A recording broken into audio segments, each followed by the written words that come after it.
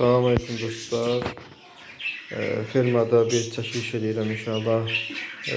Fermada balalar artıq çıxmağa başlayır. Allah'ın izniyle.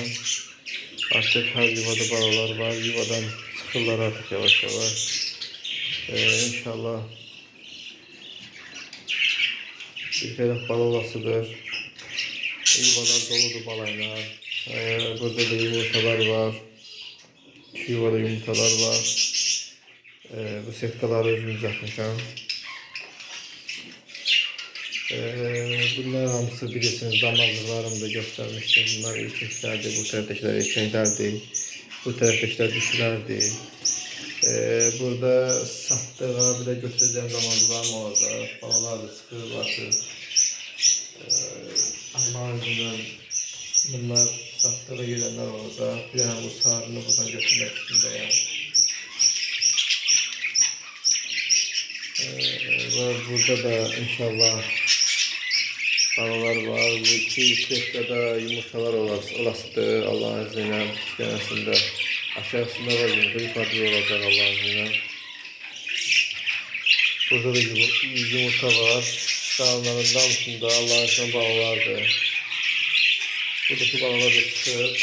Bu köftədəki balalar çıxır. Bir dənə balası qalıb onun. Onun böyle damazını götürmek istəyirəm. İnşallah üstüyle bağlı ben belə bir yaş əski qoyuram taxta yuvaya ki sərişli olmasın. Bir de buradan hava almak için yer qoyuram ki aralı qoyuram ki hava çıxsın burada. Hamısında yaş əskilər var.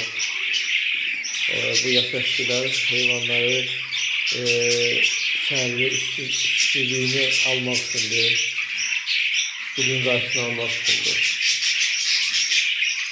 İnşallah bu il bu heyvanları aşağıda yetişir, həyətdə yetişir. Hamısını götürmək istəyirəm aşağı. Orada yuvalar düzəldir. Aşağıda yerləşdirmək istəyirəm. Hərəkət bunlar ev şəraitindədir. Ama aşağı düşürəcəm. Görürsünüz bu heyvan artıq bu balaca çıxmaq istəyir. Gəlin bir iki üstünə çıxasıdırlar. Buradakiler de çıxırlar. Belə bir çəkiliş elədim inşallah. Bu heyvanların satışı normaldir. Nasıl vanisilerdi, balaca heyvanlardır. Yani balaca bir firmada məsuliyyətdir bu. Aslında bütçələrim azdır. Yani normal pul kazanç öğrenmek için en az 30 güç lazımdır. 30 güçte normal kazanç öğrenmek olar.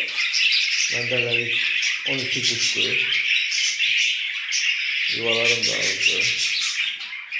Yani hardasa demək olar ki 18 güç kazandığımızda 13'te aktif.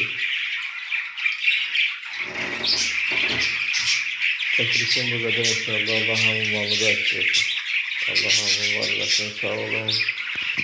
Çok sağ olun. Baktığınıza göre merak edelim sizleri.